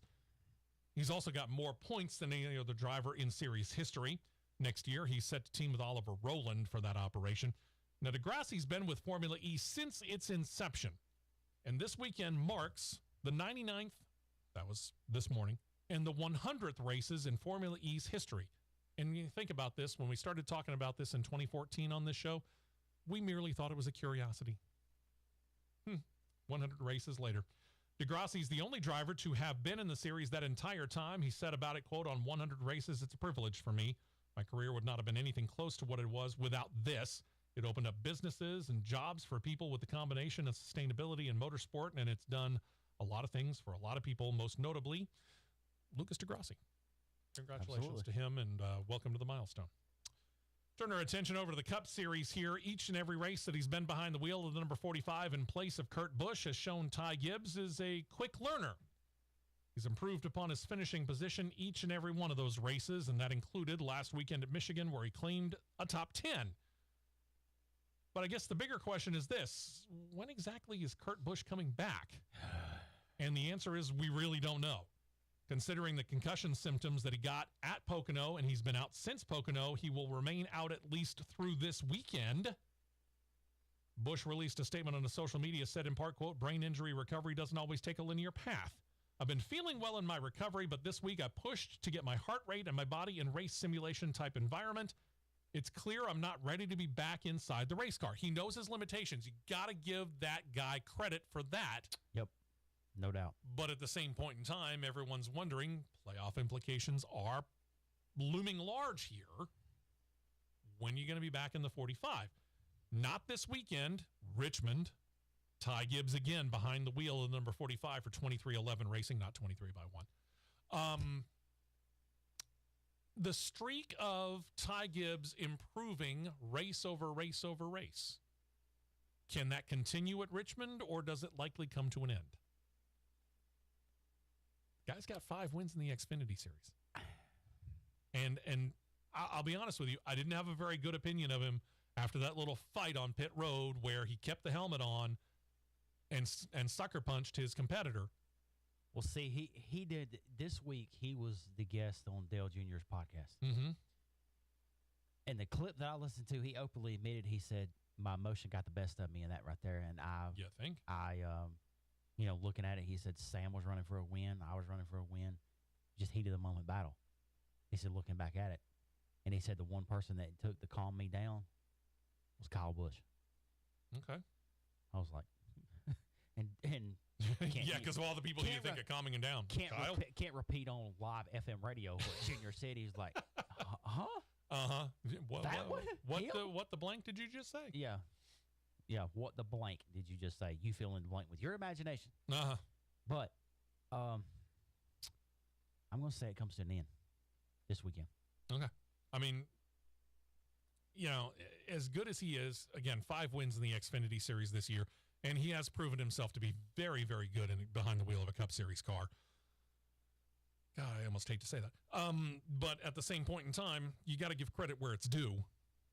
If you take off the fan hat and you put on the media hat and you play it down the line, you got to give credit where it's due. And congratulations to him for being able to improve on his finishing position each and every race up until this point.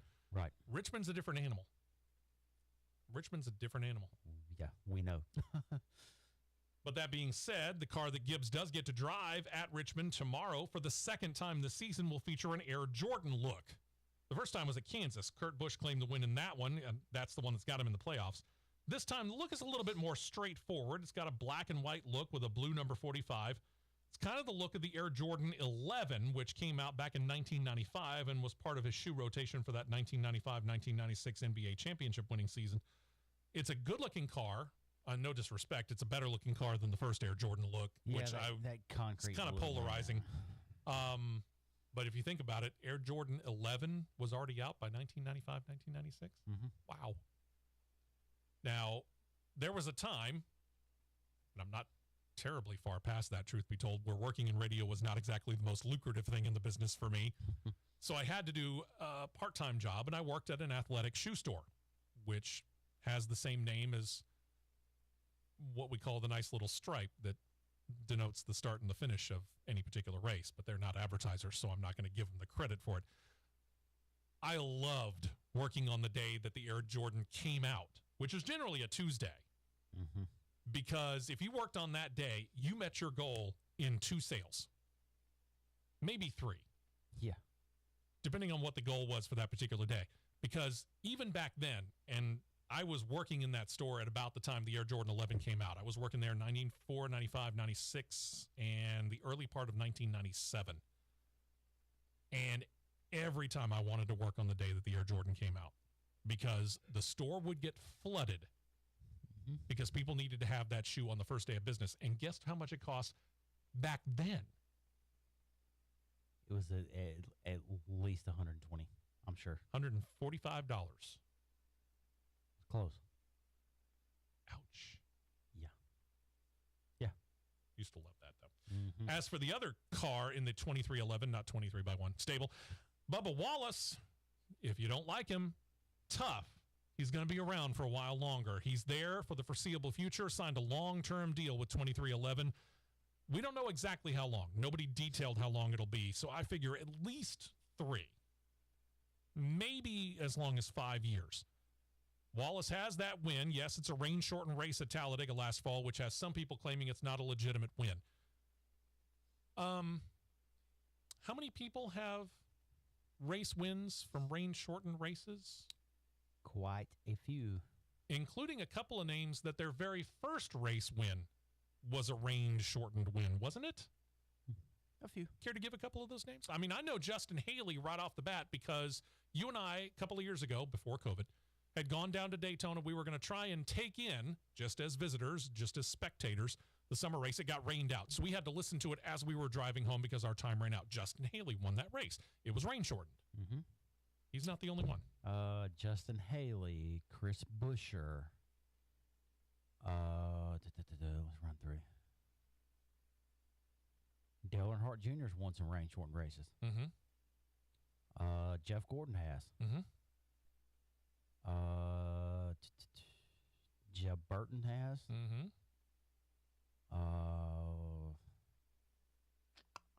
Some pretty good names. There's quite a few. I mean, let's face it. If you've won, let's do a cutoff of Denny Hamlin and Tony Stewart. Denny Hamlin's at 48, Tony Stewart's at 49, and everybody above them. If you've got 45 or more wins, there's a pretty good chance that at least a couple of them are rain-shortened wins. Very high chance. For every single one of those drivers from 40, we'll say 45, all the way up to the 200 that Richard Petty has. Are they legitimate or are they illegitimate? A flag is a flag. A checkered flag's a checkered flag, boys and girls. That win is in his column, whether you like it or not. And I don't care. I absolutely do not care what anybody sits and says and argues. I will argue with you until we both go 6 feet in the ground. I don't care. 1, 2, heard the NASCAR call be made. When the first rain shower come through, send the dryers on the track. Let's get this track dry. Let's go. They wanted to. Let's go. They absolutely wanted to. We saw 24 Air Titans deployed at one time. At least 20 to 24. I think every single they now call it the track drying system. Every single piece of equipment that could be used to dry a racetrack, whether it be the Air Titans, track drying system, whatever you want to call it. The jet dryers. Or jet dryers. Yeah, they had them all. They were all, it's like every single one of them from all across the country descended on Talladega, and they were all there trying to dry that track off to get them back to racing. And that racetrack was coming around in a hurry. Time ran out. When time ran out. That one little second shower blew up right over the track, and it hit, and come a deluge, lightning strikes galore. They had no choice. And it was already 4:45, 5 o'clock. Yeah. You're not going to get the track dry in time enough to run a complete race. It just didn't make any sense. They had to call it. There's no stinking conspiracy theory behind that. Yeah. If you think there was, the call be made. Get over it. Go.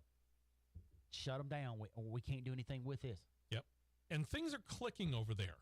Something has happened ever since Bubba Wallace blew up at God, Booty Barker. Ever since they had that blow up on the radio, things have really seemed to settle in. It's like they sat down, they talked, they got everything smoothed out, they've moved on, they have found something over there. Bubba has his first career pole position last weekend at Michigan, and they're on a 4-race winning streak of finishing 8th or better. Now, will that continue this weekend? Nobody knows. I mean, Richmond is a different animal than Michigan and every other track that we've been to. But at the same point in time, that's a nice little streak to be going on. They found something over there at the number 23 car. But there's one individual that they pulled in that I didn't realize that they moved over and pulled in. You know, we got Mike Wheeler's the competition director. Mm-hmm. You got Booty Barker on the box. Yeah. But there's a gentleman by the name of Dave Rogers that works over there now too. Hello. Yeah, he knows how to. Hey, I think he knows a thing or two. During the break here, we're going to get G and JP on the line. We're going to talk to them one more time about what's going on at Talladega Superspeedway, and we're about 20 minutes away from talking to NHRA Top Fuel driver Lex June right here on CRN. Don't touch that dial. The Championship Racing Network will be right back. Dear past, present, and future football watchers, you know why we're here. The football season is back! Woo! That means those pregame barbecues with an ice-cold Pepsi? Totally back. Your perfectly placed football-watching corner seat back and comfy as ever. 18 Sundays of touchdown scoring, Hail Mary throwing, ice-cold Pepsi flowing football action. You better believe it's back. And since that's too amazing to miss a single second's worth, Pepsi is officially giving you permission to always put football first. And when we say always, we mean always. Like when your lawn is looking less like a lawn and more like a jungle. If the game's on, then the lawnmower ain't. And those gutters you haven't cleaned? Today is not their day. Or maybe those in-laws are back in town. Well, better hope they're football fans because your Sunday is completely booked. Long story short, crack open a Pepsi and don't let anything get between you and your football watching. With love, Pepsi, made for football watching. That's what I like. Concrete Basement Walls, LLC, with 30-plus years experience, featuring seawalls, foundation walls like basement walls, storm shelters. Give them a call today at 205-229-0234. Looking for a reliable metal carport, metal building, or even a metal barn? Waldrop Manufacturing in Anniston, Alabama is your #1 choice for metal buildings. Why? Because Waldrop Manufacturing uses 100% U.S. steel and 100% American labor. We manufacture our buildings.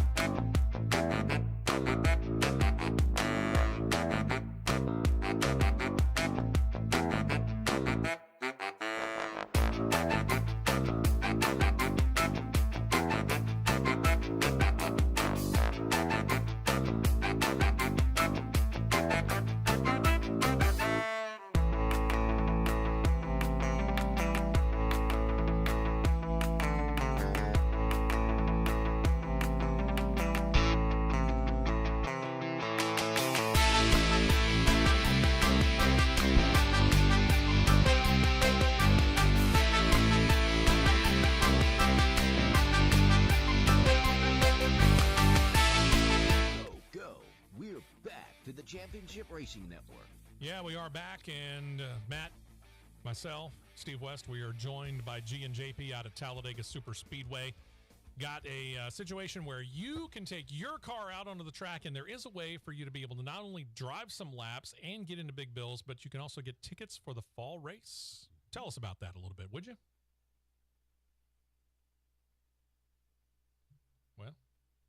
I don't hear him. And I don't know why.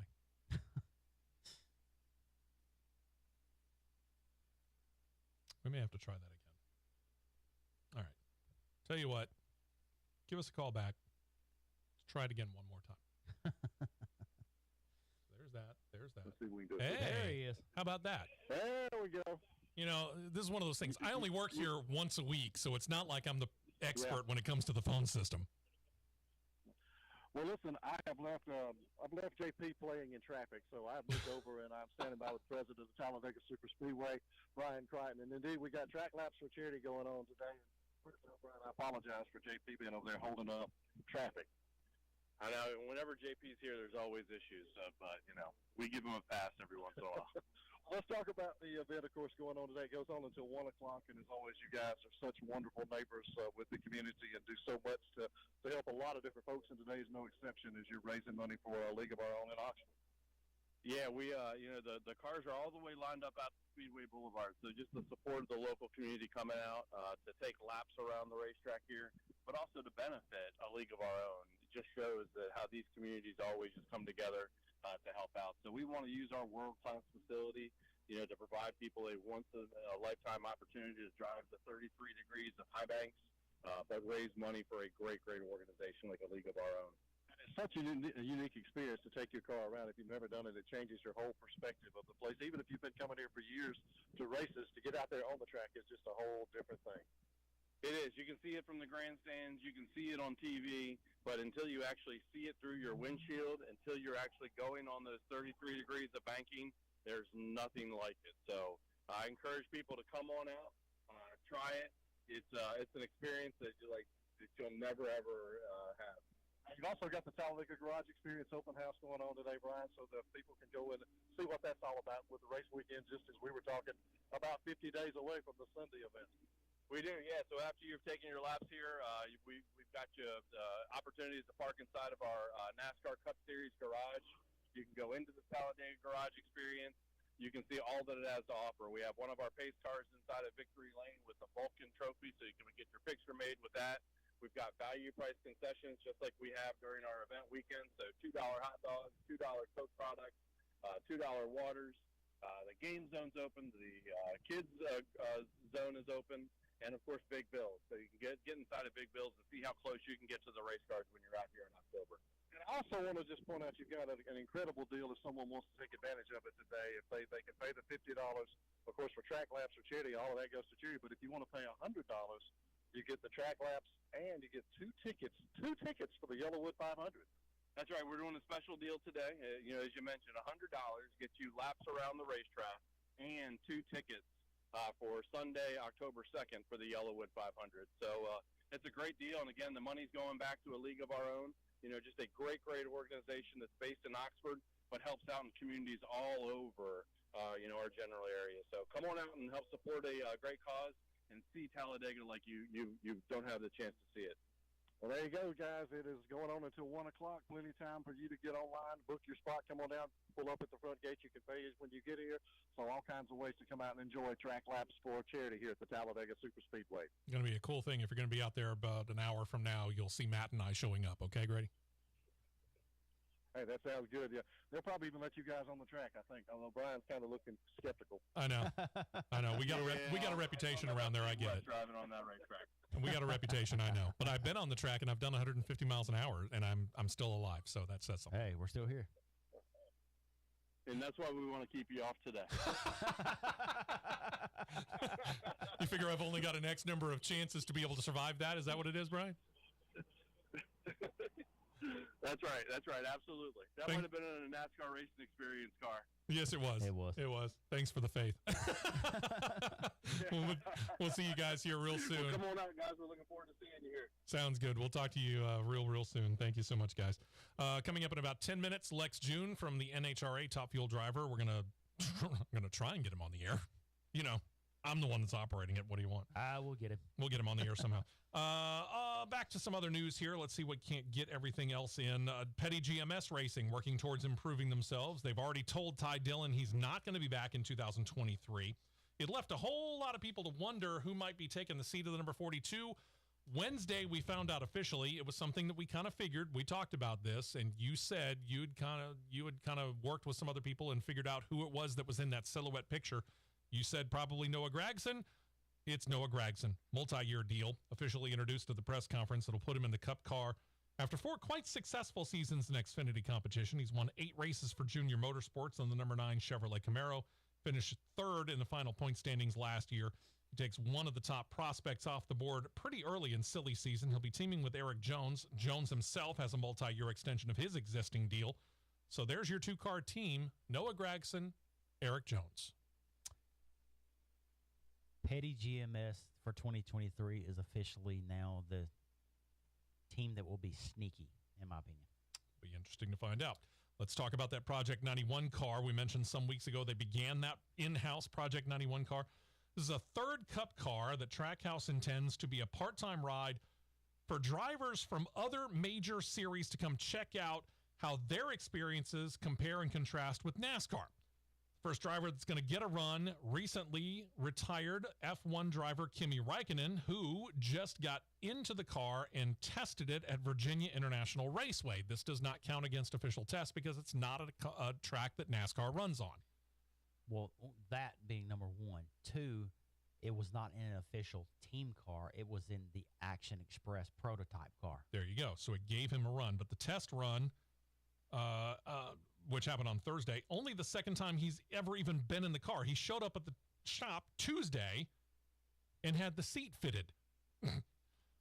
Team owner Justin Marks said of the driver known as Iceman, quote, he's very, very focused. It's impressive, actually. Wednesday spent some time in a simulator, had Daniel Suarez looking over his shoulder and giving him tips as they prepare for next weekend at Watkins Glen. Mm-hmm. A few weeks ago, we talked on the show about how caution flags were up significantly from 2021 to 2022.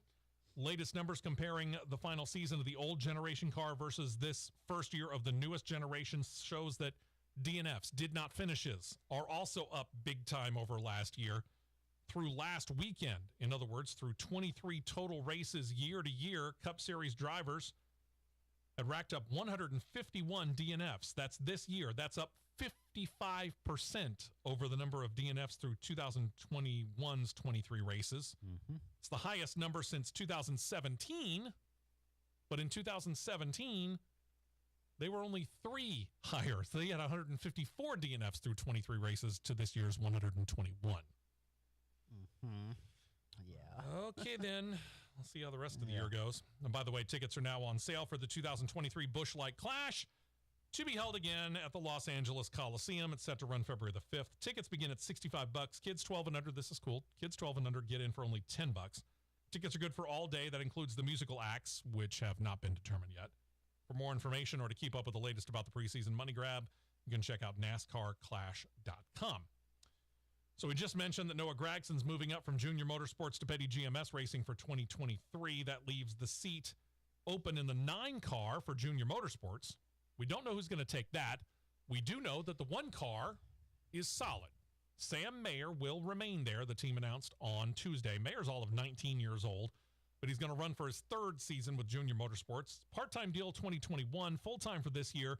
Before that, he was even known because he was a late model driver where he caught the attention of Dale Earnhardt Jr. So, yeah, they're pretty happy with Sam over there. The 2 names that are the largest, they're looming for the 9 car.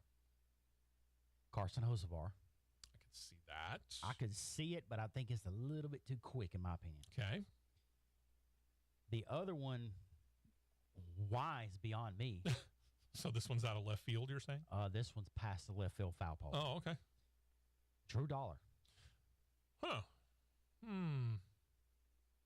Between the 2, and I don't mean any disrespect to Drew Dollar, who I think has talent, I think it's even more raw than Carson Hocevar's. Very, very raw. I mean, you want to talk about trying to shave off some really rough edges and smooth them out. This one may end up being the prime situation of talent getting a seat versus money getting a seat. Well, yeah, I can see that. And I hope talent wins. Yeah. You remember that multi-car melee that they had at Road America in the Xfinity Series? Vividly. One of those cars ran right into a sponsor board and actually carried it for quite a while. The car was Josh Bilicki's Camaro. It wasn't the number 45 at the time. I think it was the number 40. It was the 45. It was 45. Okay. It was. 45 Camaro of Josh Bilicki. The sponsor car was for the Road America track partner, Sargento Cheese, based out of Wisconsin. So what to do? Well, Sargento liked the publicity so much they partnered with Bilicki for next weekend's race. He's going to be the primary sponsor for him at Watkins Glen. He is, yes. And then, again, we talked about Kimi Raikkonen getting a Cup Series run at Watkins Glen, but he's not the only NASCAR newbie getting a run next weekend, as Marco Andretti and the Big Machine Racing team have come together on terms for Andretti to drive the team's number 48 car at the Charlotte Roval. That's going to be an interesting move for him. I may have to take a trip to go watch this live. Maybe so. May have to do that. And then there's this. I don't know what's going on when it comes to some of these teams. And this is not only Xfinity, this Camping World Truck Series as well. But BJ McLeod Motorsports, they're looking for another driver because the team and driver Josh Williams said that they've gone their separate ways. Williams posted on social media that, quote, more information on our next move will be announced soon. So that tells me he got an offer that he couldn't refuse. So he decided to go talk to the folks at BJ McLeod Motorsports, and he's gone. But this isn't the first time we've seen that this season in either Xfinity or truck competition. Williams had piloted the number 78 Camaro this year. Where he goes next, we don't know. Speculation? It's really hard to tell. I mean, I think he's probably going to go back to the DGM car where he had his best success at. Okay. Speaking of situations when it comes to dealing with that, Camping World Truck Series, for those of you who closely checked out the entry list for tonight's Truck Series race at Richmond, you might have noted that the driver of the Nice Motorsports number 44 is a guy by the name of Chad Chastain. It's not Chris Wright. Bob Pockris of Fox Sports reported after the entry list officially came out Tuesday that Wright and the team have split apart, and the driver past this weekend is not known there either. Interesting. Huh. This one was interesting. Yeah, it was. So we don't know what's going to happen there. And over at David Gilliland Racing for tonight at Richmond, things are switched up. At least we're keeping the two drivers, but their crew chiefs have changed. I'll let you detail that. Yeah, as he said, the crew chief change has came up to where Jerry Baxter is moving over to call the shots for Haley Deegan in the number 1 truck, while Mike Hillman Jr. shifts over and takes over the number 15 truck driven by Tanner Gray. Baxter has 18 wins in the top series of NASCAR, while Hillman holds 23 respectively and 2 titles within the truck series in his 16 years as crew chief in the division. So it'll be, my opinion personally, yet to be seen, but I think Jerry Baxter coming in will give Haley Deegan a little bit of an added boost, in my opinion. She needs a little something. Yeah. I mean, that's about the best the way that I can put it. She needs a little something, but I think she's on the way. Yeah. You know, again, we talked about trying to smooth out some rough edges there. She's this close. Yeah. From what we saw in her rookie year to last year, where she had been kind of a bull in the china shop, so to speak, from her final year in ARCA to her first full-time year in the truck series, she was kind of beating and banging and hitting everything but the pace car. We're not seeing that as much this year. So if we can continue to smooth out those rough edges, things could really, really work out well for her. It will. We'll have to get to the rest of the news. We thought we wouldn't have enough time. We had plenty of time. But we're going to take a break a little bit earlier than expected. On the phone right now and joining us when we come back, and we're going to spend the rest of the show with him, NHRA Camping World Drag Racing Top Fuel driver, Lex June. We're talking to him next right here on CRN. Stay right here for more on the Championship Racing Network. Pink Floyd's Roger Waters. This is not a drill. We're doing a show in the round. It's something new. I look forward to the challenge. Featuring his songs from the golden era of Pink Floyd. Saturday, August 20th at State Farm Arena. Tickets on sale now at RogerWaters.com. This is not a drill. Sylacauga and surrounding areas. Are you ready to level up? Then it's time to join the VIP Club at Toyota of Sylacauga. That's right. It's time for you to be a VIP. When you join the Toyota of Sylacauga VIP Club, you will receive 7 years of oil changes, complimentary tire rotations, 3-day exchange policy, $500 off your next purchase, 10% off parts and service, and much, much more. What's that? You want to know how much it costs to join our VIP Club? Absolutely zero. That's right. You get all of these amazing benefits at no cost to you. That's $3,495 in benefits. And don't forget about Toyota of Sylacauga's team of credit specialists here to get you approved. Because 100% credit approval is our #1 goal. So if you are ready to level up, come join the VIP Club at Toyota of Sylacauga for $3,495 in benefits at no cost to you. Remember, you're not just a number. You are part of the family at Toyota of Sylacauga. 39765 Highway 280. ToyotaofSylacauga.com. We're worth the drive, and we will prove it. With approved credit, see dealer for details. For over 22 years, customers have counted on Mizell Heating and Air Conditioning to keep them warm in the winter and cool in the summer. Our top priority is your comfort, from emergency repairs and seasonal maintenance to the installation of our new Rheem heating and cooling system. You can count on us. We'll do the job right away. We're Mizell Heating and Air Conditioning, your Rheem Pro partner dealer since 1999. Give us a call today at 256-835-0509. Alabama license number 99110. Need a dumpster? Wise Environmental can help. 256-832-7867. That's 256-832-7867. The Peerless Saloon and Grill in downtown Anniston, Alabama's oldest saloon, is the place all the locals know. And why wouldn't they? Since we've opened in 1899, lots of things have changed, but we kept the important stuff the same. We take care of our customers and we provide a warm atmosphere for lunch or dinner with friends and family. Follow us on Facebook for food and drink specials at the Peerless Saloon and Grill. The Peerless Saloon and Grill in downtown Anniston, unequaled and unrivaled by definition. The NASCAR Cup Series. Got a great crowd here today at the Richmond Raceway. Regular season is winding down. Denny Hamlin is on the back bumper. Question is, where will the move come? Here's Byron to the back straightaway. With only 3 races before the playoffs. The streak has been broken.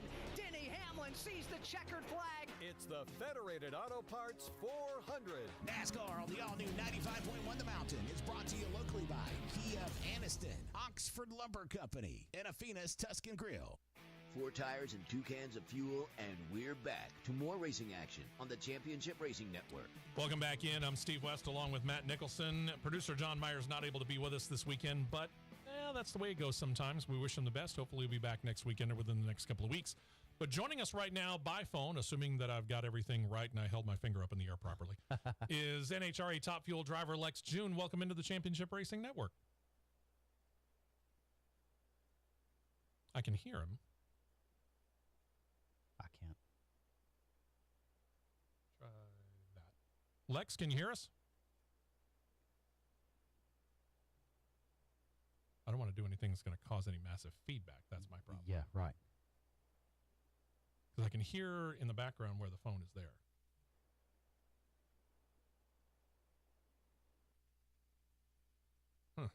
Well, maybe he'll call back. That's the plan, though, is to get Lex on the air. And this might be him right here. Lex, can you hear us? Hey, Lex, can you hear us? We were talking with Grady just a minute ago. The phones were working just fine. Don't know what's going on. I don't either. Hey, Lex, can you hear us? I can. Yes, I can hear you. You can hear us now. There Good. Good deal. We appreciate it. Welcome into the show. We appreciate you taking a little bit of time out here and talking about your journey here. First of all, how did you end up getting interested in getting into the NHRA and working your way all the way up into Top Fuel? Well, that started a long time ago. You know, NHRA. If you are involved in drag racing, NHRA is the top level of what you can achieve in our sport. So, you know, starting in Europe, in the Netherlands, with drag racing, you work your way up and raise the bar. And there was a moment in time where I was in Europe. I basically won everything there was to win. At the end of the day, we won an FIA European Championship in Top Fuel. Being in Monaco at the reward ceremony with guys like Alonso, it was pretty awesome. But you know what to do. I always need to raise the bar. I need to have something to look at and to achieve. So, yeah, we were able to move to the U.S. and start working in the NHRA, and that's what we do right now. I think a lot of people might actually be surprised to know that the FIA does have a sanctioned drag racing series of their own, because most people think about the NHRA, or maybe they remember the old IHRA, but I don't think a whole lot of people realized exactly how big drag racing is, not just in America or North America. It's all around the world. It is. It is. It's in Europe. It's in Australia. You know, it's basically a worldwide sport.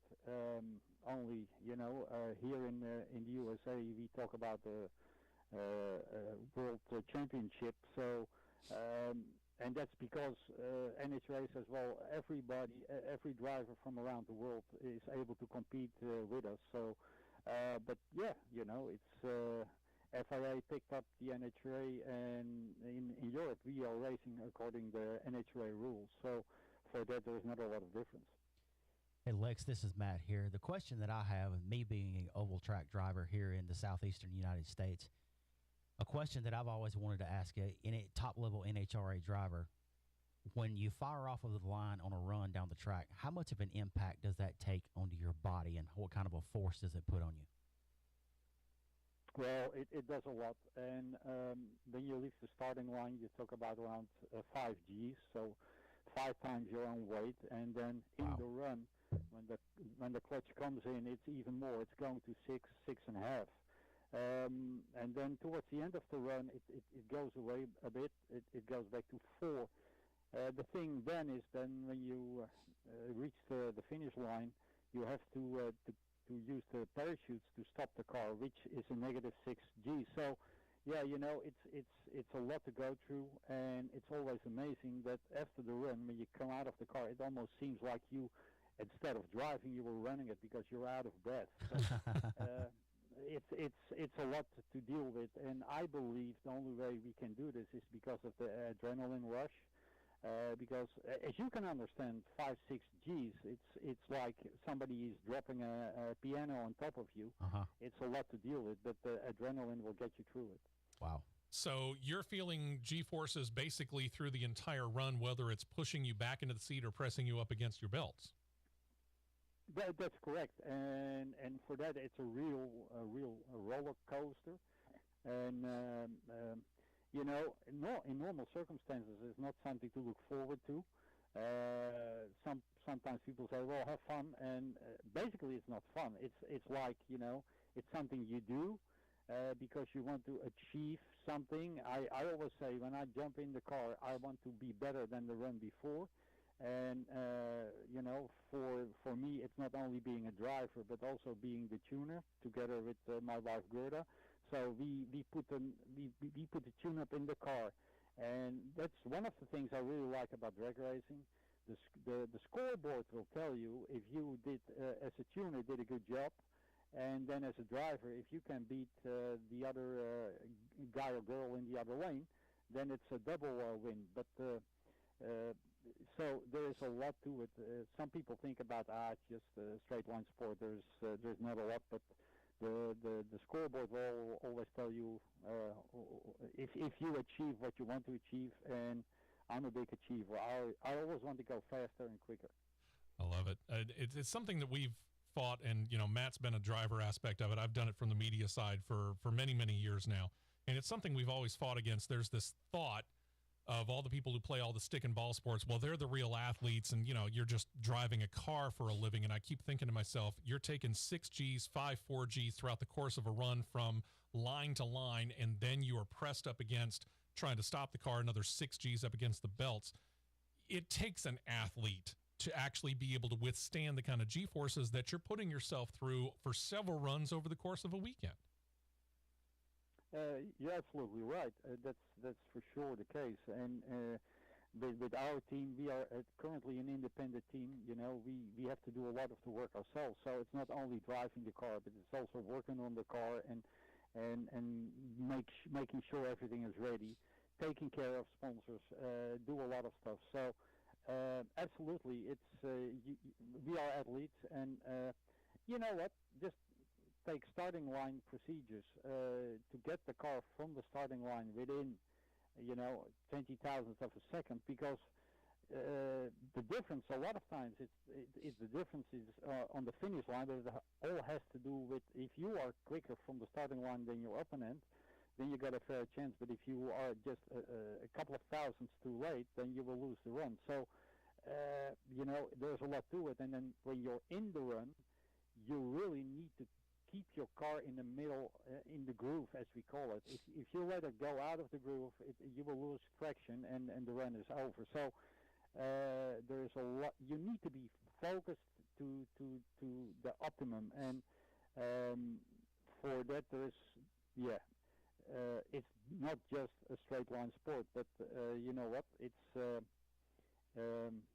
I love it, and you need to take care of yourself, because at the end of the day, I always say my team was working really hard to get it all done and to get the car in the best position possible, and me as a driver, I cannot let them down. I need to do my job. Touching on something that you just talked about there with the timing and the pre-run, leading up to the pre-run, how much training do you do through the week to where you keep yourself sharp on those reaction times to where you have the best reaction time you can get out of every run? How do you train for that through the week? Well, you got the Christmas tree you can train on, which, to be honest, I don't use a lot, because I believe it's more about taking care of yourself. So food is really important. Stay in shape is really important. So take care of your weight. Try to get a good night's rest. That's really important. Your mindset. So the idea, what are we going to do here, and be ready. That's really important. To train on the Christmas tree, it will help.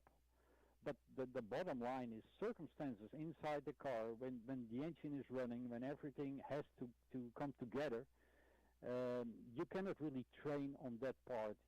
You need to be ready, and again, the focus on the task ahead is the most important thing. So there is a lot to it, but I feel it's more about the mental condition and to be ready for it. Another thing that intrigues me as well with your journey from Europe over here to North America, how are the environments of drag racing and motorsports in Europe compared to how it is in North America here? Because speaking for Steve as well, we know the atmosphere of motorsports here, in my opinion, is second to none. How does it compare to what it is in Europe, especially with drag racing? Well, we can talk about it for another hour, and there's a lot to it. But if I just concentrate to drag racing, because that's, I'm interested in all kind of motorsports. I love F1, I love NASCAR, Indycar. It's all there. I'm a racing junkie, but my forte is drag racing, and I always explain it like this. Drag racing here in the USA is a professional sport. In Europe, it's more like, I won't say it's a hobby, but it's hard to find any sponsorship in Europe because it's not big enough. So it's not even in the top 100 of sports. So there's a difference there. That's one of the reasons we have our never quit attitude, because to race in Europe and what we achieved over there, to be able to do that, it sounds maybe funny, but it's more difficult than to be successful here. And I don't say we are there already here, but the path is there, and we are growing, getting better. It's right now, it's really about finding the partners to be able to have the funding to beat the big teams. But there is no bolt, no screw, no part at all available in Europe. Everything has to come from the U.S. Wow. People, knowledge, there is nothing there. You have to figure it out yourself. We were the only Top Fuel team in the Netherlands. There was nobody around me that knew anything about Top Fuel. So Gerda and I, we had to train our crew. because nobody had an idea what to do. Oh, wow. And those things, yeah. So, to find the parts here in the U.S., to get them shipped over, it's a lot.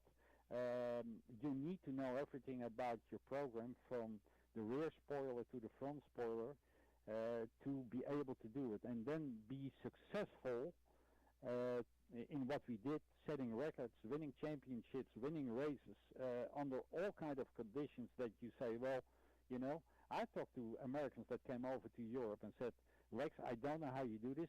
I can tell you one thing, I would never able to do this, what you guys are doing. It's unbelievable. Now, coming back here in the U.S., that's helping me, that's helping us a lot, because, with everything we are bringing from Europe to the U.S. and going into a professional sport, being an entrepreneur back in Europe, everything is coming together. It's taking longer than I would like to see it, but that, a lot of those are out of my hands. COVID was not really helping us. The war in Russia is not really helping us. But you know what? We don't quit. We keep going, because the bottom line is, I know we can do this, because we did it before under circumstances that were a lot more difficult. You had talked about being interested in basically all aspects of motorsports, and over the past couple of years, even with COVID that you just mentioned, what we've noticed is that when it comes to being able to allow the fans back into attendance and the television ratings, and especially in the NHRA, where you are right now talking to NHRA top fuel driver Lex June, is that we have seen attendance at NHRA finals events and even full weekends have gone up. We've seen the television ratings, since they've gone live on Fox Sports and the Fox main network, going up. How has that affected not only you, but everybody else that's around you in Top Fuel and Funny Car and Pro Stock Car and Pro Stock Motorcycle? Well, look at it. See the numbers of teams that are out there right now. It's unbelievable. It's growing and growing in a rate that's I never expected it, and I think a lot of people did not expect it. Like, if you look at this, just as an example, look at the upcoming U.S. Nationals, Labor Day weekend here in Indy. That's our Indy 500. At this moment, there are already 23 top fuel teams entered for that race. The last time I've seen in the 25, 26 teams, that was when we were competing in Vegas in 2009. So the sport is growing like it's never done before, and I'm really excited about it. Sure, it's going to be a big task to qualify for a 16-car field, but I also can tell you we can do it. And how cool would it be that you can say, well, we qualified and I'll bet you there will be more teams entering, because I don't think they're all there yet. So what cool would it be that you can say we qualified for the U.S. Nationals in a 25-car field? The sport is, and not only top fuel, you see it in Funny Car, you see it in Pro Stock, you see it in the sportsman classes. It's growing, and I'm really excited about the future. We'd love to have you back on at some point in time, and I don't know, we can, like you said earlier on, we could probably talk for another hour. Truth be told, we'd love to talk to you again real soon. So hopefully we can get something set up. And in the meantime, we wish you nothing but the best of luck in the U.S. Nationals and for the rest of the season, Lex. Well, I really appreciate it, and I would like to suggest come to the U.S. Nationals, and we will go live from there. What about that? Hey, I like what you're thinking. Barring any disaster, Lex, and anything happening between now and then, you will see myself at the U.S. Nationals. There you go. Well, looking forward to meet you. Yes, absolutely. Yes, love it very much. Thank you very much for your time this morning. Again, nothing but the best for the rest of the season. We'll talk to you again very, very soon. Okay, Lex? I appreciate it. Thank you, guys. Thank you very much. We appreciate it. Lex June. Had the great opportunity to talk to him, talk to Matt Chess last weekend. Yep. Great opportunities there. Hopefully we'll have more of that coming up here as we go along here, excuse me, on the Championship Racing Network.